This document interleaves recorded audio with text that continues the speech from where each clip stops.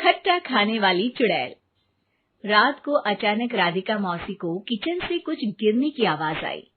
उन्होंने बाहर निकल के देखा तो किचन में उन्हें कोई सफेद साड़ी में दिखा।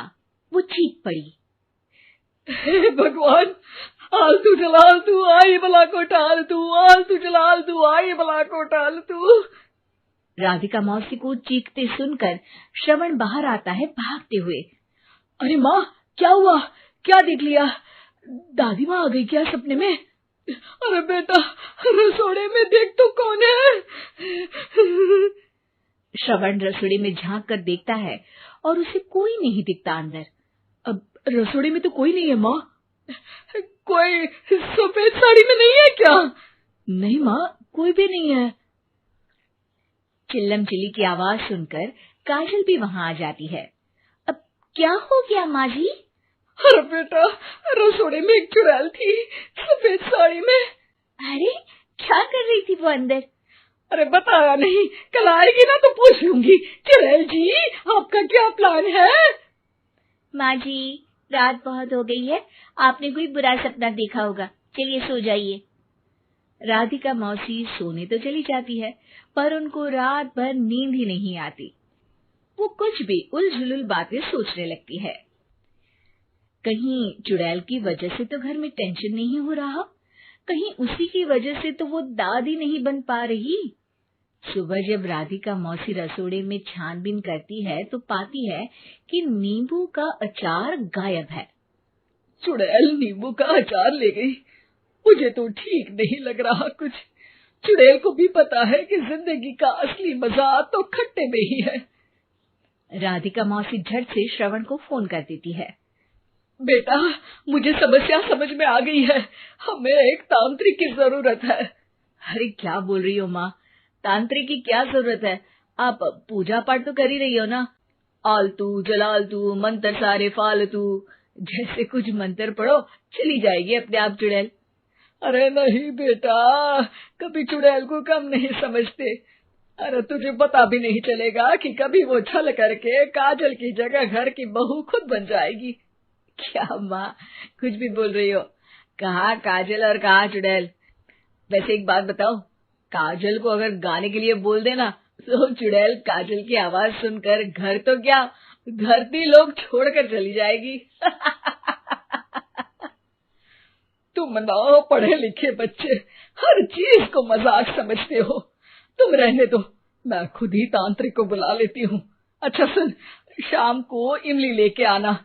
क्या है कि चटनी खाए बहुत दिन हो गए है ना? नहीं माँ, इमली तांत्रिक से ही मंगवा लो ना, आटा वगैरह भी उसी से पिसवा लेना। देखो मुझे काम करना है।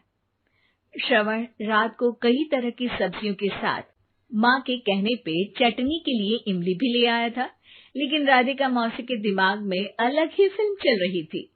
उन्हें अब सिर्फ शक ही नहीं यकीन होने लगा था कि शायद चुड़ैल ने श्रवण पर अपना जाल बिछा दिया था, जिस वजह से श्रवण उनकी बात ही नहीं मान रहा था। पर कोई नहीं, आने वाली रात में राधिका मौसी खुद तैयार हो गई चुड़ैल को पकड़ने के लिए। रुद्राक्ष की माला, तुलसी का पत्ता, हनुमान चालीसा सब हाथ के पास ही था, बस चुड़ैल का इंतजार था। और जैसा राधिका मौसी ने सोचा था वैसा ही हुआ। वो चुड़ैल उस रात भी आई, पर वो राधिका मौसी से तेज निकली और राधिका मौसी के उससे पकड़ने के पहले ही वो भाग खड़ी हुई। जरूर बहू पे साया है उस चुड़ैल का, तभी तो श्रवण के कमरे में गई है। और अगली सुबह राधिका मौसी पिछली रात हुए हमले में किन चीजों का नुकसान हुआ उसका हिसाब लगा रही थी। उनके खेमे से एक आम के अचार की शीशी भी गायब हो चुकी थी और वो इमली भी जो कल श्रवण लेकर आया था। राधिका मौसी इस बारे में सोच ही रही थी कि श्रवण जल्दी से रसोड़े में आकर दवाइयों की पोटली ढूंढने लगता है। अरे बेटा, क्या हो गया? अब माँ, वो काजल की तबीयत खराब है, बहुत घबराहट हो रही है उसे। हे भगवान, मैंने पहले ही कहा था कि तांत्रिक को बुला लेते हैं, पर नहीं, अब देखो उस चुड़ैल ने काजल को अपने वश में करना शुरू भी कर दिया है। हालांकि श्रवण भूतों में विश्वास नहीं करता था, पर अब वो भी डर जाता है। और राजी हो जाता है एक तांत्रिक को बुलाने के लिए। कुछ ही घंटों में तांत्रिक आ जाते हैं और राधिका मौसी तांत्रिक जी को सब बता देती है। घोर संकट, घनघोर संकट, चुड़ैल को मारू जोर चाकट, ओम भट स्वाहा खटखा के आहा। अरे ये क्या मंत्र है? मेरे खुद के ओरिजिनल मंत्र है, कल रात को ही लिखे हैं, अच्छे लगे तो दाद चाहूंगा। एक और मंत्र सुनो। अर्ज किया है आब्राकडाब्रा, दिल्ली बम्बई आगरा, चंदा मामा सोवरले सुरन मामू जारा। ये मंत्र है? अरे कोई 40 वालीसा पढ़ो ना। वक्त कम है, 40 नहीं पड़ेंगे, 20-25 में काम चलाना पड़ेगा। अलग निरंजन जाके लंदन, मुफ्त का मंजान घिस मेरे नंदन। अरे जल्दी करो तांत्रिक जी, जल्दी करो। तांत्रिक अपने उल झलूल मंत्र पढ़ने लगता है। श्रवण को तांत्रिक पे शक होता है। वो अपने एक डॉक्टर दोस्त को कॉल कर देता है ताकि कोई अनहोनी हो तो इमरजेंसी में चीजें मैनेज हो जाए। तांत्रिक धुनी रमाता है, जिसकी वजह से कमरे में काफी धुआं हो जाता है और जिसकी वजह से बहू की घबराहट बढ़ जाती है। अब भागेगी चुड़ैल। हाँ। बहू खांसते हुए धुएं से बचने के लिए बाहर चली जाती है। अरे भाग रही है, भाग रही है। पीछे पीछे श्रवण भी जाता है। बहू एक सोफे पर बैठ जाती है। तभी डॉक्टर दोस्त आ जाते हैं और श्रवण को पानी लाने के लिए कहते हैं। थोड़े चेकअप के बाद डॉक्टर कहते हैं, मेरे हिसाब से जाप का काम पूरा हो गया है। क्या मतलब? अरे कुछ भी नहीं माँ, कोई चुड़ैल नहीं है, खुशखबरी है, अब दादी बनने वाली है। मगर वो सब अचार के डब्बे। श्रवण दोनों अचार के डब्बे अपनी माँ को दिखाता है, जो कि उनके बिस्तर के नीचे छुपे हुए थे। आपने सही बोला था माँ, वो चुड़ैल काजल ही थी जो खट्टा खा रही थी। हमें कल ही पता चला, पर हमने आपको ये तांत्रिक वाला काम करने दिया ताकि आपको भरोसा हो जाए कि भूत वगैरह कुछ होता ही नहीं। अच्छा अच्छा, ये तो बड़ी खुशी की बात है। पर बेटा मुझे एक झाड़ू तो ला दे। क्यों माँ? ये तांत्रिक का भूत उतारती हूँ मैं। अब तांत्रिक राधा मौसी के डर से घर से भाग निकलता है और राधा मौसी उसके पीछे भागती है। अरे संकट ये घनघोर है, तांत्रिक मुआ चोर है। तू जलाल तू आई बला को टाल तू, तू जलाल तू आई बला को टाल तू। राधिका मौसी को चीखते सुनकर श्रवण बाहर आता है भागते हुए। अरे माँ क्या हुआ, क्या देख लिया? दादी माँ आ गई क्या सपने में? अरे बेटा रसोड़े में देख तो कौन है? श्रवण रसोड़ी में झांक कर देखता है और उसे कोई नहीं दिखता अंदर। अब रसोड़ी में तो कोई नहीं है माँ। कोई सफेद साड़ी में नहीं है क्या? नहीं माँ, कोई भी नहीं है। चिल्लम चिल्ली की आवाज सुनकर काजल भी वहाँ आ जाती है। अब क्या हो गया माँ जी?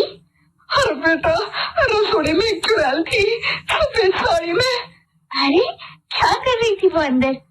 अरे बताया नहीं, कल आएगी ना तो पूछ लूंगी। चुड़ैल जी आपका क्या प्लान है? माँ जी रात बहुत हो गई है, आपने कोई बुरा सपना देखा होगा, चलिए सो जाइए। राधिका मौसी सोने तो चली जाती है पर उनको रात भर नींद ही नहीं आती। वो कुछ भी उलझुल बातें सोचने लगती है। कहीं चुड़ैल की वजह से तो घर में टेंशन नहीं हो रहा, कहीं उसी की वजह से तो वो दादी नहीं बन पा रही। सुबह जब राधिका मौसी रसोड़े में छानबीन करती है तो पाती है कि नींबू का अचार गायब है। चुड़ैल नींबू का अचार ले गई, मुझे तो ठीक नहीं लग रहा कुछ। चुड़ैल को भी पता है कि जिंदगी का असली मजा तो खट्टे में ही है। राधिका मौसी झट से श्रवण को फोन कर देती है। बेटा मुझे समस्या समझ में आ गई है, हमें एक तांत्रिक की जरूरत है। अरे क्या बोल रही हो माँ, तांत्रिक की क्या जरूरत है? आप पूजा पाठ तो कर ही रही हो ना। आलतू जलालतू मंत्र सारे फालतू जैसे कुछ मंत्र पढ़ो, चली जाएगी अपने आप चुड़ैल। अरे नहीं बेटा, कभी चुड़ैल को कम नहीं समझते। अरे तुझे पता भी नहीं चलेगा कि कभी वो छल करके काजल की जगह घर की बहू खुद बन जाएगी। क्या माँ, कुछ भी बोल रही हो? कहाँ काजल और कहाँ चुड़ैल? वैसे एक बात बताओ, काजल को अगर गाने के लिए बोल देना तो चुड़ैल काजल की आवाज सुनकर घर तो क्या, धरती लोग छोड़कर चली जाएगी। तुम ना पढ़े लिखे बच्चे हर चीज को मजाक समझते हो। तुम रहने दो, मैं खुद ही तांत्रिक को बुला लेती हूँ। अच्छा सुन, शाम को इमली लेके आना। क्या है कि चटनी खाए बहुत दिन हो गए है ना? नहीं माँ, इमली तांत्रिक से ही मंगवा लो ना, आटा वगैरह भी उसी से पिसवा लेना। देखो मुझे काम करना है। श्रवण रात को कई तरह की सब्जियों के साथ माँ के कहने पे चटनी के लिए इमली भी ले आया था, लेकिन राधिका मौसी के दिमाग में अलग ही फिल्म चल रही थी। उन्हें अब सिर्फ शक ही नहीं यकीन होने लगा था कि शायद चुड़ैल ने श्रवण पर अपना जाल बिछा दिया था, जिस वजह से श्रवण उनकी बात ही नहीं मान रहा था। पर कोई नहीं, आने वाली रात में राधिका मौसी खुद तैयार हो गई चुड़ैल को पकड़ने के लिए। रुद्राक्ष की माला, तुलसी का पत्ता, हनुमान चालीसा सब हाथ के पास ही था, बस चुड़ैल का इंतजार था। और जैसा राधिका मौसी ने सोचा था वैसा ही हुआ। वो चुड़ैल उस रात भी आई, पर वो राधिका मौसी से तेज निकली और राधिका मौसी के उससे पकड़ने के पहले ही वो भाग खड़ी हुई। जरूर बहू पे साया है उस चुड़ैल का, तभी तो श्रवण के कमरे में गई है। और अगली सुबह राधिका मौसी पिछली रात हुए हमले में किन चीजों का नुकसान हुआ उसका हिसाब लगा रही थी। उनके खेमे से एक आम के अचार की शीशी भी गायब हो चुकी थी, और वो इमली भी जो कल श्रवण लेकर आया था। राधिका मौसी इस बारे में सोच ही रही थी कि श्रवण जल्दी से रसोड़े में आकर दवाइयों की पोटली ढूंढने लगता है। अरे बेटा क्या हो गया? अब माँ, वो काजल की तबीयत खराब है, बहुत घबराहट हो रही है उसे। हे भगवान, मैंने पहले ही कहा था कि तांत्रिक को बुला लेते हैं, पर नहीं। अब देखो, उस चुड़ैल ने काजल को अपने वश में करना शुरू भी कर दिया है। हालांकि श्रवण भूतों में विश्वास नहीं करता था, पर अब वो भी डर जाता है और राजी हो जाता है एक तांत्रिक को बुलाने के लिए। कुछ ही घंटों में तांत्रिक आ जाते हैं और राधिका मौसी तांत्रिक जी को सब बता देती है। घोर संकट, घनघोर संकट, चुड़ैल को मारू जोर चाकट, ओम भट स्वाहा खटखाटे आहा। अरे ये क्या मंत्र है? मेरे खुद के ओरिजिनल मंत्र है, कल रात को ही लिखे हैं। अच्छे लगे तो दाद चाहूंगा। एक और मंत्र सुनो। अर्ज किया है आब्राकडाब्रा, दिल्ली बम्बई आगरा, चंदा मामा सोरले सुरन मामू जारा। ये मंत्र है? अरे कोई चालीसा वालीसा पढ़ो ना। वक्त कम है, 40 नहीं पड़ेंगे, 20-25 में काम चलाना पड़ेगा।